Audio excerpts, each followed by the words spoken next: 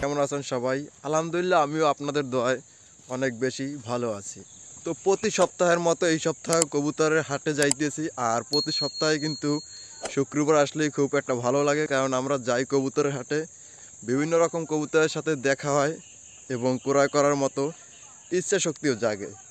তো মূলত আজকে যাইতেছি কবুতরের কিছু খাবার ক্রয় করার জন্য, এবং আমার সিরাজি কবুতরের জন্য একটি নর কবুতর প্রয়োজন, এবং এই নর কবুতরটা আনার জন্যই মূলত যাইতেছি। দেখি যদি দরের দামে মিলে তবে কিনবো।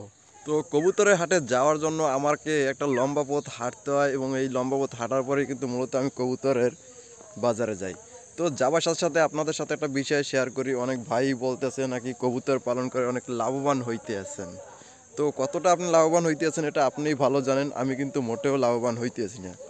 জাস্ট কবুতর পালন করে এই জন্য যে কবুতর দেখলে অনেক বেশি ভালো লাগে এবং অনেক চিন্তা দূর হয়ে যায় কবুতরের কাছে বসলে। তো অনেকটা পথ হাঁটতে হাঁটতে চলে আসলাম কবুতরের হাটে। তো চলুন সবাই একসাথে দেখি কি কি কবুতর আজকে নিয়ে আসছে।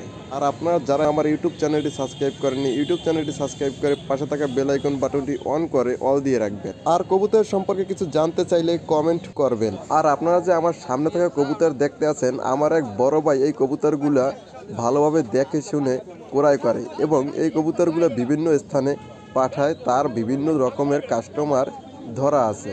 আর এদিকটাতে শুরু হয়ে গেছে কবুতরের হাটে বসে কবুতরের রেস। দেখতে আছেন যে একের পরে এক কবুতর এক ভাই ছাড়তে আছে। অনেক কবুতরের মাঝেও পাইলাম না একটি সিরাজি কবুতরের নর, এই জন্য আমাকে আবার সামনের হাটে আসতে হবে নর খুঁজতে। আজকের ভিডিওটা আপনার কাছে কেমন লাগছে কমেন্টে জানাবেন, এবং দেখা হবে নতুন কোনো ভিডিওতে। আল্লাহ হাফেজ।